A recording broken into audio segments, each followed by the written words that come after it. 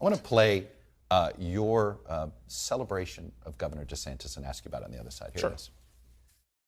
The newly re-elected, Democrat-beaten, freedom standing for America's Governor, Ron DeSantis.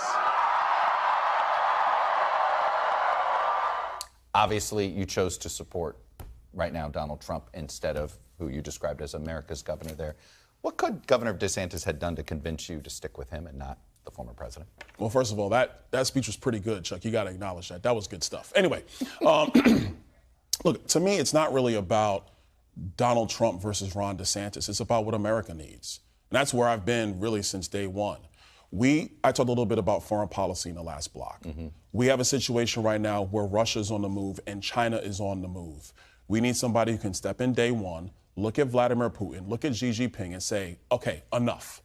I'm back. We're going to get everything in order the way it was DeSantis has before. that ability? I think it's going to take him time. I think there's only one person who has that ability right now, and it's Donald Trump. And for all the naysayers who would say, oh, he's unpredictable, oh, we don't know what he's going to do, let's be very clear. When he was president of the United States, the world was in a much safer place. Nobody can say that the world is safer now than when it was when he was president. He called January 6th a beautiful day. That is not something many people associate January 6th with. You really think that's an electable position? Look, I think what happened on January 6th was a terrible day for the country. You don't think it was a beautiful day? I was on the House floor. Yeah. It was a terrible day for the country. But that also being said, we have a situation where we got to get the country back on track. I made a comment the other day that as bad as January 6th was, the American people aren't consuming January 6th the way the media in Washington is consuming January 6th. Our country has to get back on track. Pretty scarring in Washington. In fairness to Washington, it was a pretty scarring day for Washington. It was. It was. But what's happening at our southern border right now? That's scarring for the people who live at the southern border.